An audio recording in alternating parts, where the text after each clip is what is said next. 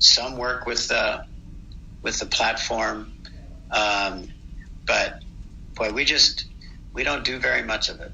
We want quality, not quantity. I would rather have 15 or 20 serves at the right velocity, to the right zones, than just 100 serving reps, because the quality, the variability, that's what stimulates neurogenesis. That's what forges, new experiences and new synapses, because learning and motivation are stimulated by the unfamiliar sensory and motor patterns that don't fit into existing relationships.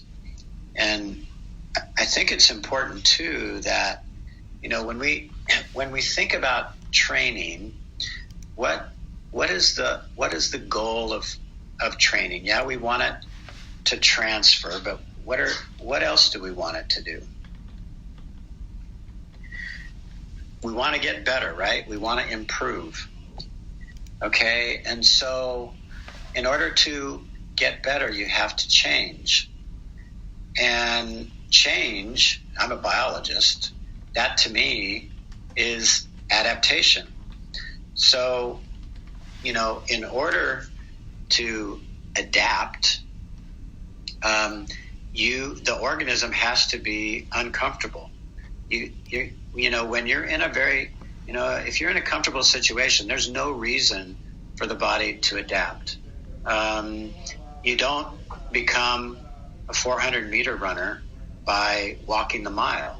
I mean, you have to put the body in that uncomfortable situation so that the energy systems adapt to perform the task, which is the 400-meter run. And it's the same in volleyball. I mean, as coaches, we have to create environments that make our athletes uncomfortable.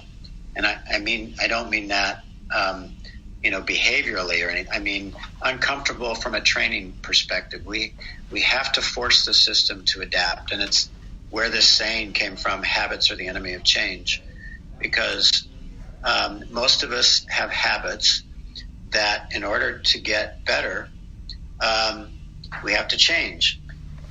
All of the outside hitters that show up at Northwest University want to hit low seam. That's a bad habit at our level, because it gets blocked a lot. And so we have to constrain environments, and we have to put rules into a game that will either hopefully reinforce the adaptations that we want, and sometimes it's going to penalize the habits that you have.